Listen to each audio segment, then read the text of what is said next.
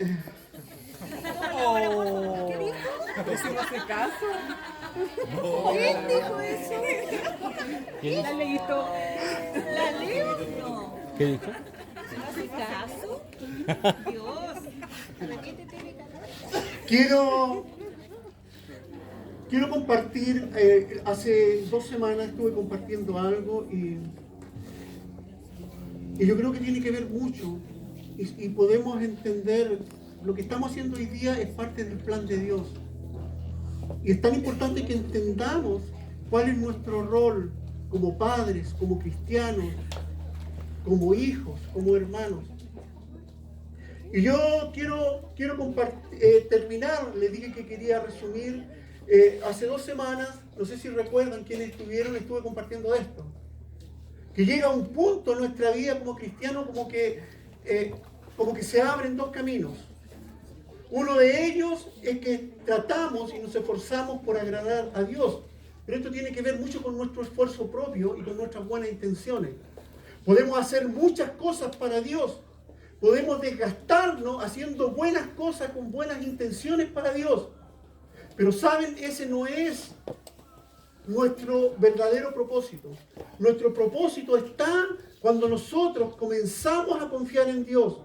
Porque cuando confiamos en Dios, empezamos a entender quién es Él. Y cuando lo entendemos a Él, podemos comprender quiénes somos nosotros. Pero muchas veces, en nuestro diario vivir, como que siempre intentamos hacer cosas como para agradar a Dios. Yo digo, muchas veces nosotros hacemos muchas cosas. Y hacemos cosas, y cuando las tenemos hechas, es como que decimos, Señor, bendice lo que hice. El Señor te podría decir, yo nunca te dije que lo hiciera. ¿O no? Pero cuando hacemos las cosas de acuerdo a Dios, a su propósito, la bendición va incluida. Todo lo que hacemos prospera. Todo lo que hacemos fructifica. Pero aquí yo quiero centrarme en algo que es fundamental. El conocer a Dios. Yo siempre hablo que Dios nos creó con una mente para pensar. Muchas veces el hacer cosas nos acostumbramos al ritualismo. Nos acostumbramos a hacer buenas cosas. El problema es que muchas veces dejamos la mente afuera. Y dejamos y no pensamos y no meditamos en lo que Dios está diciendo de nosotros. Y Dios te está susurrando, pero nos distraemos haciendo cosas. Con buenas intenciones, con mucho esfuerzo. Pero al fin y al cabo, estamos haciendo cosas y cosas y cosas. Hay varios pasajes en la Escritura. Bueno, confiar en Dios quiere decir que viviendo como Dios dice quién soy.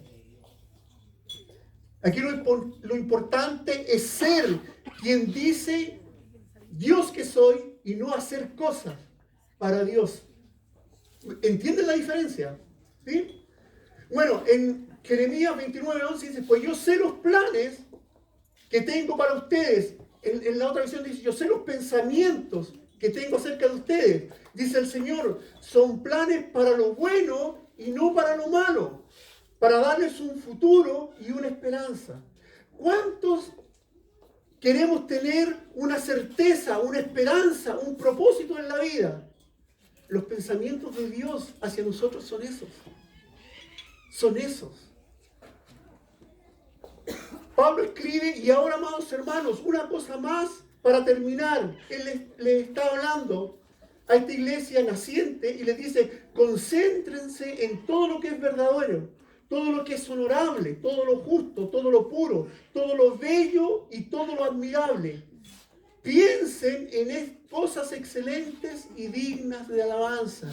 Piensen en cosas excelentes y dignas de alabanza. Piensen en cosas excelentes y dignas de alabanza. Es tan importante porque muchas veces en el hacer cosas como que nuestra mente la dejamos de lado. Pero es tan importante entender por qué estamos haciendo lo que estamos haciendo. ¿Por qué adoramos como adoramos? ¿Cuál es la razón? Sentimos cosas, pero saben, la mente no la puede sacar de ahí. Porque cuando tu mente y tú conoces quién es Dios, la adoración fluye y fluye. Y no necesitamos que alguien nos esté diciendo, levanten las manos. Y le aseguro, si tuviéramos entendimiento de quién es Dios y de quiénes somos nosotros, entraríamos de allá con las manos en alto. Pero muchas veces dejamos nuestra mente afuera y somos movidos por emociones. Entonces, una de las características más nobles de nuestra semejanza con Dios es nuestra capacidad de pensar. Nuestra capacidad de pensar. Ahora, el hecho de que la mente es parte de nuestra naturaleza caída no significa que debemos dejar de pensar. Y muchas veces dejamos nuestra mente a un lado y somos emocionales, pero fíjense que las emociones también son parte de nuestra naturaleza caída. Y les aseguro que los efectos que tienen las emociones sobre nosotros son más fuertes que los que tiene nuestra forma de pensar. Entonces es tan importante, a pesar del estado caído del hombre, Dios lo insta y le dice que tiene que pensar. Pablo escribe que no tienes excusa. No tienes excusa. Dice, ellos conocen la verdad acerca de Dios porque Él se la ha hecho evidente. Pues desde la creación del mundo, todos han visto los cielos y la tierra. Por medio de todo lo que Dios hizo, ellos pueden ver a simple vista las cualidades invisibles de Dios. Su poder eterno y su naturaleza divina. Así que no tienen ninguna excusa para no conocer a Dios. Si usted analiza ahí el pasaje, lo que está diciendo es que hay una capacidad de pensar, de poder discernir, de poder entender al mirar la creación de que Dios está hablando. Entonces nuestro pensamiento, nuestra mente juega un rol fundamental en nuestra vida como cristianos. Tú tienes que saber por qué estás adorando. Lo tienes que entender, tiene que estar claro. Pablo decía, yo sé en quién he creído. Yo sé. Y cuando llega ese grado de conocimiento, dice que no hay nada que me pueda separar del amor de Cristo. Ni angustia, ni tribulación, nada. Porque yo sé en quién he creído. Entonces esto es clave. Pero muchas veces nos dejamos guiar por las emociones.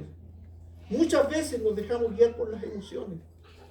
Hay algo tan importante aquí que habla, que dice que la creación, los cielos y la tierra hablan, que todo lo que Dios hizo te está hablando. Dios se ha empecinado desde la eternidad en revelarse a tu vida, en revelarse al hombre.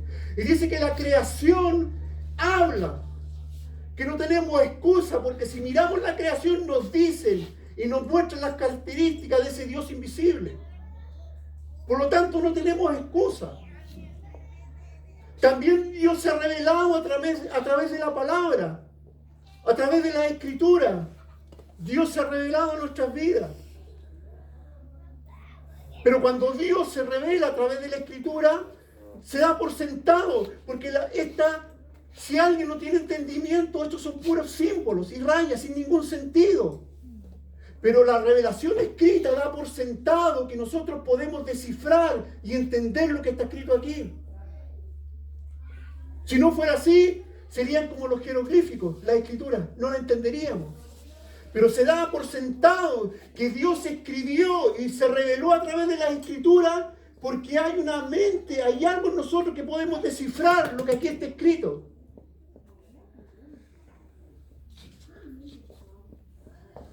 La escritura dice que lo invisible, yo siempre les hablo del Salmo 19, que los cielos dice que cuentan la gloria de Dios y el firmamento anuncia la obra de sus manos. Un día emite palabras a otro día y una noche a otra noche sabiduría. Y dice, no hay lenguaje y no hay palabra. Pero aún así dice que por toda la tierra salió su voz y hasta el extremo del mundo sus palabras. Eso dice el Salmo 19. Es decir, aunque la creación no tiene una voz audible, te está diciendo que Dios es real. Y Dios se reveló a través de lo visible y se reveló a través de la Escritura. Y en Cristo dice que el Verbo se hizo carne. El Verbo se hizo carne. La palabra se hizo visible. La creación te habla. La Escritura te habla. Pero la palabra dice que se hizo carne en Jesús. Dios siempre se ha querido revelar a nuestra vida. Siempre. El Verbo se hizo carne. ¿Sabe? Cuando nosotros no entendemos esto, cuando nosotros vivimos un cristianismo basado en hacer cosas y no en tener un entendimiento de quién es Dios, pasamos a ser una iglesia que genera puros pragmatistas. ¿Saben lo que es ser pragmático? ¿Saben lo que es? ¿No? Ser pragmático significa darle valor a los hechos, no importando las cosas, no importando los fundamentos, sino a los hechos. Y hoy día la iglesia está llena de pragmatismo y de pragmatismo. Que cuando se plantea algo en la iglesia, la pregunta no ¿es verdad? ¿Está basado en la verdad? Sino que la respuesta o la pregunta es ¿funciona? Y muchas veces preferimos o analizamos las cosas desde el punto de vista si es funcional o no, pero nunca vamos a ver si está fundado en la verdad o no. ¿Me entienden? Entonces muchas veces la iglesia está generando pura gente pragmática que le gusta ver si las cosas funcionan, pero nunca va ni razona en la Escritura si es lo que Dios está diciendo, si es la verdad. Dígame si no pasa muchas veces. Y muchas veces nosotros actuamos así. ¿O no? Si Dios te da una palabra, ¿cuál es tu primer pensamiento? ¿Funcionará? ¿O te aferra a lo que Dios te está diciendo? Seamos honestos. ¿O no es así? ¿Cuántas veces has escuchado, y seamos honestos, cuántas veces has escuchado la voz de Dios que te da un desafío, te da una palabra? ¿Qué es lo que piensas tú? ¿Funcionará? Y empiezas a dudar. Es importante usar nuestra mente. Es muy importante. Ser pragmatista es como decir, la doctrina no importa, lo que importa son las experiencias, lo que hacemos. Eso es ser pragmatismo. Es un gran peligro porque equivale a poner nuestra experiencia subjetiva por sobre la verdad revelada. Y a veces vale más nuestra experiencia que lo que Dios está revelando en la Escritura. Estamos siendo honestos, ¿verdad? Es así. Por otra parte están los rituales. El peligro de los rituales que se transforman en ritualismo y pasan a ser cosas vacías que no tienen sentido. Por eso para mí era muy importante explicar qué significa presentar, porque no es solamente un rito, hay una declaración de compromiso de los padres por la educación y la formación del pequeño. Entonces muchas cosas en la iglesia se han transformado en un ritual, y se hacen las cosas por hacerlas, porque funcionan. Eso es ser pragmático. Y muchas cosas no las hacemos fundamentado en lo que Dios está diciendo. Es clave. ¿Cómo estamos en el tiempo? ¿Cuánto me queda? 6 minutos. Jorgito. Piedad. ¿Preguntó? Miren, hoy día existe en el cristianismo, existe una ética cristiana. ¿Cuánto hemos escuchado este concepto? Hay una ética cristiana. Existe una práctica cristiana. Existe una espiritualidad cristiana y que están muy definidas. Existe un lenguaje cristiano, pero necesitamos tener una mente cristiana. La Escritura dice que nosotros tenemos la mente de Cristo. La mente de Cristo. Y eso es lo que debemos buscar. ser transformados, que nuestra mente llegue a ser como la mente de Cristo. Y eso es muy importante, muy importante. Tengo tantas cosas que decirnos, pero quiero...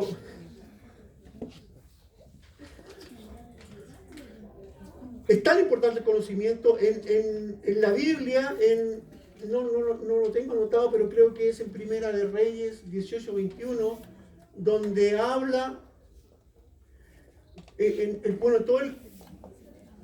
todo el capítulo 18 de Primera de Reyes habla de este acontecimiento del Monte Carmelo, donde los profetas de Baal, ¿se acuerdan? Y Elías, y descendió fuego. Pero hay un pasaje ahí, no recuerdo si es el 18, pero hay un pasaje donde Elías se enfrenta al pueblo antes de que descendiera el fuego y todo, y le dice al pueblo, ¿hasta cuándo van a claudicar? En el fondo le está diciendo, ¿hasta cuándo van a dudar entre dos pensamientos? Les dice, ¿hasta cuándo van a claudicar entre dos pensamientos? Si Jehová es Dios, bueno, síganlo a Él. Y si Baal es Dios, bueno, síganlo a Él. Pero les dice, ¿hasta cuándo van a estar ahí al medio? Entre dos pensamientos. Quizás hoy día en nuestra vida no tenemos ídolos como Baal. Pero te aseguro que si algo te está quitando el tiempo para dedicarlo a Dios, se está transformando en un ídolo. Si algo te está quitando el tiempo para pensar y meditar en Dios, se está transformando en un ídolo. Así de sencillo. La Escritura dice que nadie puede servir a dos señores, porque amará a uno y aborrecerá al otro. Como les digo, si bien hoy día no tenemos ídolos como Baal, pero te aseguro, si algo en tu vida te está robando el tiempo para dedicárselo a Dios, se está transformando en un ídolo. En un ídolo. Y yo te puedo decir como Elías, ¿hasta cuándo van a claudicar entre dos pensamientos? Si Jehová es Dios, síganlo a Él. Y si crees que Baal es Dios, bueno, síguelo a Él. Pero toma una decisión. Usa tu mente. Usa tu mente. Fíjense que las grandes oraciones de Pablo, y creo que anoté los pasajes para que ustedes los revisen. Bueno, Pablo dice ahí, nosotros no hemos recibido el espíritu del mundo, sino un espíritu que proviene de Dios. ¿Para qué dice? Para que sepamos lo que Dios nos ha concedido. Para que sepamos lo que Dios nos ha concedido. Porque ¿quién conoció la mente de Dios? ¿Quién le instruirá? Mas nosotros, dice, tenemos la mente de Cristo. Mas nosotros tenemos la mente de Cristo. Pablo, si quieren anoten esos pasajes, no lo voy a ir, porque me tomaría mucho tiempo, pero si usted mira las oraciones de Pablo a las iglesias nacientes, a las plantaciones nacientes, las oraciones de Pablo, si usted ve todos esos pasajes, dice, yo oro para que ustedes crezcan en conocimiento del Señor y que el Espíritu les revele quiénes son en Él. Que crezcan en conocimiento de Dios. Insisto, podemos hacer muchas cosas y podemos organizarnos y hacer muchas cosas, pero es importante que sepamos y entendamos qué y para qué lo estamos haciendo. Eso es clave en nuestra vida como iglesia creciente. Es tan importante. Pablo habla de otro concepto. ¿Ya me pasé? ¿Me pasé, Jorgito? No. ¿Quién dijo sí? No, sigue.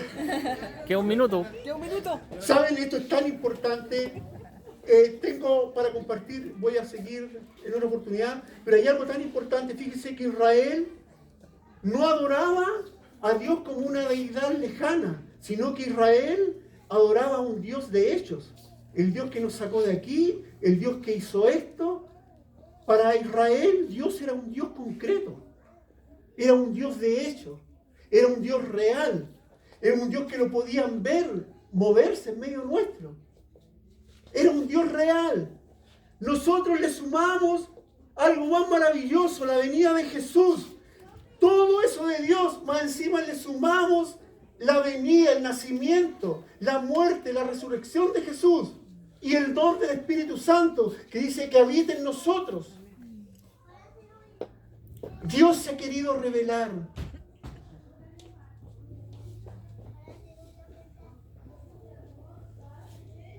Pero saben, la revelación no es una revelación. Yo siempre creo que la única forma, no sé si ustedes bueno, la Escritura dice que Jesús es el buen pastor, ¿cierto? Y ustedes han visto el concepto, el pastor va adelante y dice, las ovejas conocen su voz y la siguen. Si usted ha visto pastorear, el pastor va adelante y las ovejas le siguen. ¿Saben? La única manera de que nosotros podamos caminar hacia un propósito unido es que cada uno de nosotros esté escuchando y reconociendo la voz de Dios. Eso significa que tú tienes que tener una revelación personal de Dios. Nosotros no estamos aquí, como decía mi abuelo, para arriar pavo. Mi abuelo decía que cuando nos dábamos vueltas, hacíamos cualquier cosa, decía, ya anda ahí arreando pavo. Porque al final, cuando tú arreas pavo, no vas para ningún lado, vas para allá, vas para acá, vas para allá. ¿No lo es así? Y muchas veces en nuestra vida andamos arreando pavo. Pero cuando escuchamos la voz de Dios, del buen pastor, ¿saben? Todos nos enfilamos y caminamos detrás de Él. Pero muchas veces estamos como que necesitamos a alguien una picana, no, necesitamos una revelación. Tú necesitas una revelación de lo que Dios quiere en este tiempo para ti. Porque cuando tú escuches su voz, nos vamos a dar cuenta que estamos todos caminando hacia el mismo lado, escuchando la voz de Jesús. ¿Sí? A ustedes les voy a... Termino con esto. Miren, dígame si esta oración, no hay verdad, dígame si no es inspirador está. Está hablando Daniel y está narrando y dice él, entonces me dijo, está hablando del arcángel Miguel, y dice, entonces me dijo, Daniel, no temas, porque desde el primer día que pusiste tu corazón, que dice, a entender y a humillarte, humillación es adoración, ¿verdad? Le está diciendo, desde el primer día que tú dispusiste tu corazón a entender y a humillarte en la presencia de tu Dios, fueron oídas tus palabras. Y a causa de tus palabras, yo he venido. ¿Saben? Si hay algo, nosotros anhelamos que la presencia de Dios se manifieste en medio nuestro, tenemos que tener esa actitud de Daniel. Disponer de entender, disponernos del primer día, disponernos en nuestro corazón de entender lo que Dios quiere para mi vida. Y de adorarlo, de humillarme. Esa actitud conmueve los cielos. Al extremo que vino un arcángel y dijo, por causa de tus palabras, de lo que tú dispusiste en tu corazón, yo estoy aquí. ¿Cuántos queremos vivir de esa manera? ¿Amén? Amén. Pongámonos en pie. Ya son como 15 los que me están cortando la cabeza, así que... Nunca vamos a pedir eso.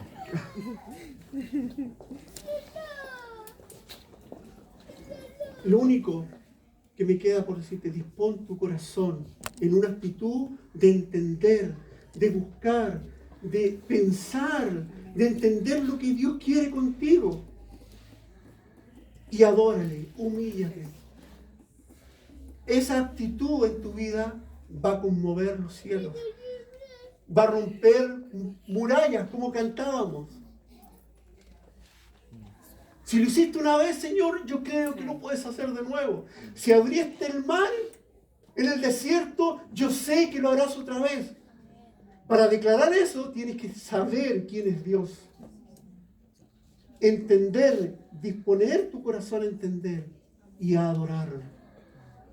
Y te aseguro que los cielos sobre ti se van a conmover.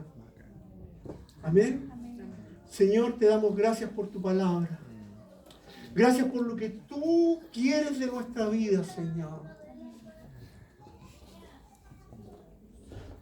Señor, mi motivación más grande al hablar de ti es que confío, como dice la Escritura, que la exposición de tus palabras alumbra, Señor, y da entendimiento. Señor, que nada esté basado en nuestras fuerzas, en nuestra experiencia. Queremos caminar conforme al propósito y al plan que tú tienes para nosotros. Señor, queremos hacer un compromiso de buscarte y de escuchar tu voz.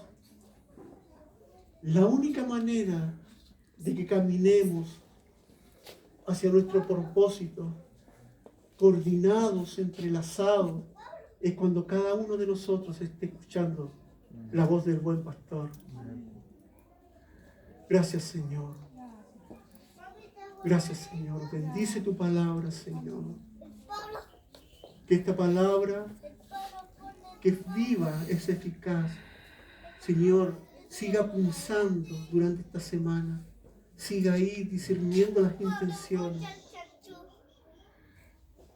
Gracias, Señor. Bendice a cada uno de los que estamos acá, Señor. Gracias, Padre, en el nombre de Jesús. Amén.